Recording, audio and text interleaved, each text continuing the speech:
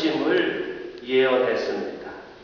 이사야는 세상이 어두우면 어두울수록 메시아의 오심을 고대하고 또 기다렸습니다. 우리가 죄를 짓고 주님을 부정하였습니다.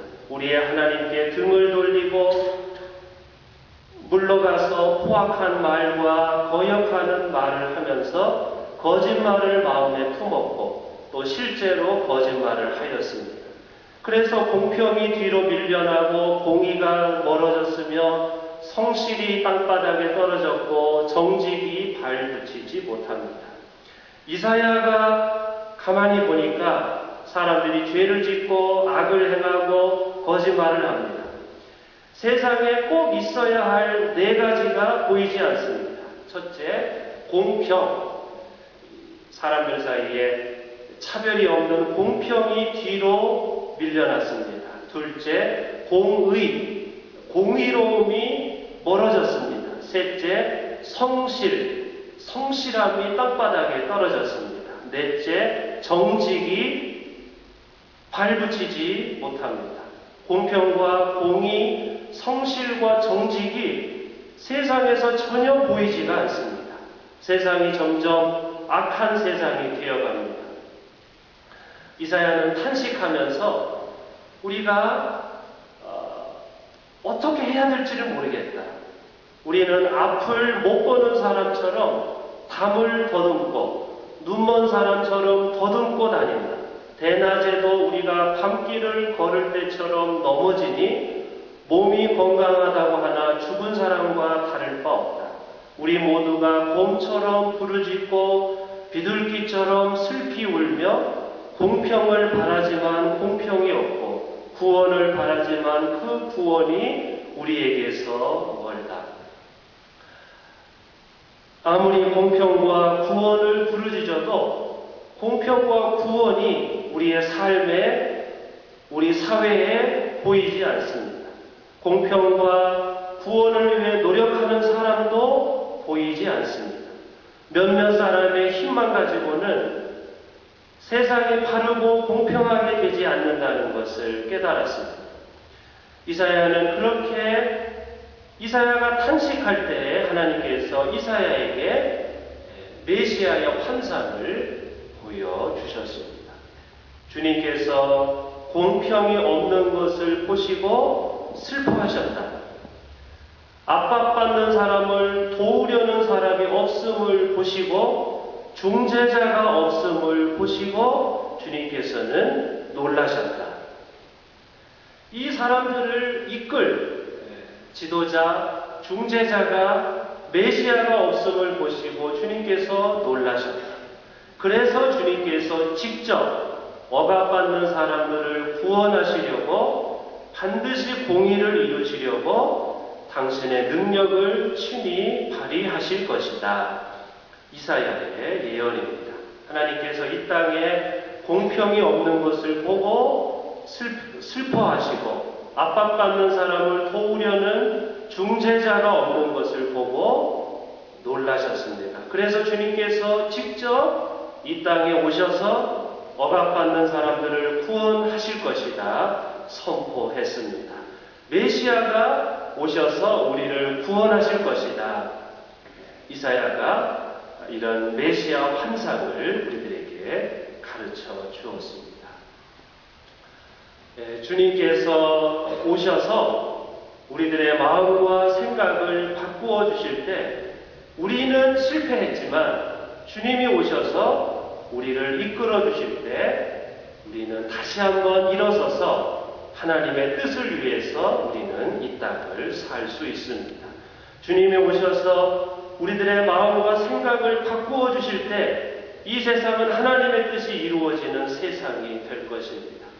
한두 사람의 마음과 생각이 바뀌어서는 안 되고 우리들 모두의 마음과 생각이 바뀔 때 오직 주님만이 하실 수 있는, 주님이 오셔서 우리들의 죄악된 생각과 우리들의 이기심과 우리들의 마음을 주님이 바꾸어 주실 때, 우리들 모두의 마음을 바꾸어 주실 때 우리의 삶에 희망이 있고 소망이 있습니다. 한국에서 이런 뉴스를 보았습니다. 정부가 서울 동대문에 어느 학교에 교실이 많이 남아도니까 그 교실을 장애인 직업 학교로 이제 바꾸겠다. 그래서 이제 공청회를 했는데 이제 학부모들, 지역 주민들이 막 반대를 합니다.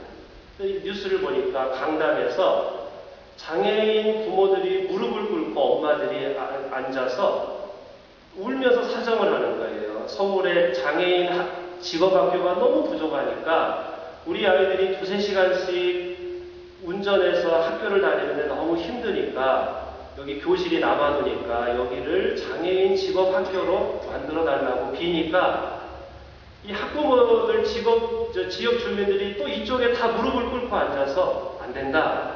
왜 하필 우리 학교냐? 안 된다. 그걸 이제 보고서 참 마음이 많이 아팠습니다. 그러니까 학교 이미지도 안 좋아진다. 동네 이미지도 안 좋아진다. 장애인 아이들이 수십 명, 수백 명 올 텐데 안 된다는 거예요. 장애인 학교를 환영합니다 하고 현수막을 걸지는 못할 망정 어쩌면 저렇게 반대할 수가 있을까? 이 장애인 아이들을 둔 엄마들의 마음이 얼마나 찢어질까? 그런 것을 보았습니다. 주님이 오셔서 우리들 모두의 그 이기적인 생각과 우리들 모두의 마음과 생각을 바꾸어 주실 때 우리의 삶과 우리 사회에 희망이 있습니다. 주님께서 우리에게 오셔서 우리들 모두를 깨우쳐 주시고 변화시켜 주실 때 이 세상은 정의와 평화가 넘치는 그런 세상이 될 것입니다. 잔인한 세상, 냉정한 세상, 이기적인 세상을 따뜻한 사랑의 세상으로 주님이 바꾸어 주셔야 우리의 삶에 희망이 있습니다. 내가 그들과 맺은 나의 언약은 이러하다. 너의 위에 있는 나의 영과 너의 입에 담긴 나의 말이 이제부터 영원토록 너의 입과 너의 자손의 입에서 떠나지 않을 것이다. 주님께서 주님의 영과 말씀을 우리들에게 부어주시겠다고 말씀하셨습니다. 주님의 영과 말씀이 우리들 위에 임할 때 우리들은 새로운 사람으로 변화되게 될 것입니다. 오늘 말씀의 결론입니다. 세례 요한은 주님의 오심을 준비하여라, 회개하여라 외치면서 사람들이 우리가 구체적으로 무엇을 해야 됩니까? 이렇게 외칠 때 세례 요한은 이렇게 말했습니다. 입을 옷이 많은 사람은 입을 옷이 없는 사람들에게 나누어 주고 먹을 것이 많은 사람은 먹을 것이 없는 사람들에게 나누어 주고 세금을 걷는 세리들은 정한 기준 외에 세금을 더 걷지 말고 군인들은 남의 것을 빼앗거나 협박하지 말고 받은 봉급에 만족하십시오. 이렇게 세례 요한은 구체적인 예를 들어 가르쳐 주었습니다. 대림절은 주님의 오심을 기다리면서 우리 자신을 돌아보는 계절입니다. 이사야가 말한 대로 시대는 달라졌지만 오늘날에도 여전히 이 세상에서 공평과 공의와 성실과 정직이 많이 보이지 않습니다. 우리 자신을 돌아보면서 나는 얼마나 공평한가, 또 나는 얼마나 공의로운가, 나는 얼마나 성실한가, 나는 얼마나 정직한가, 우리들 자신을 돌아보는 이 계절이 되어야 할 줄로 믿습니다. 우리는 좋은 세상을 만드는 데 실패했습니다. 어쩌면 지금까지 나의 인생도 하나님의 기준으로 볼 때 실패했는지도 모릅니다. 그러나 그래도 괜찮습니다. 소망이 있습니다. 주님이 오셔서 우리를 다시 일으켜 주시고 우리를 깨우쳐 주실 때 우리는 다시 한번 일어설 수 있습니다. 주님의 오심을 기다립니다. 성령과 말씀으로 내 안에 오셔서 나의 마음을 밝혀 주옵소서. 우리를 진리로 인도하여 주옵소서. 공평과 진리의 주님, 이 땅에 오셔서 이 땅을 공평과 진리와 평화의 땅으로 바꾸어 주옵소서. 우리들의 마음을 공평과 공의, 성실과 정직의 마음으로 변화시켜 주옵소서. 주님 어서 오시옵소서. 기도하는 우리들 모두가 되어야 할 줄로 믿습니다. 우리 잠깐 침묵으로 기도하겠습니다.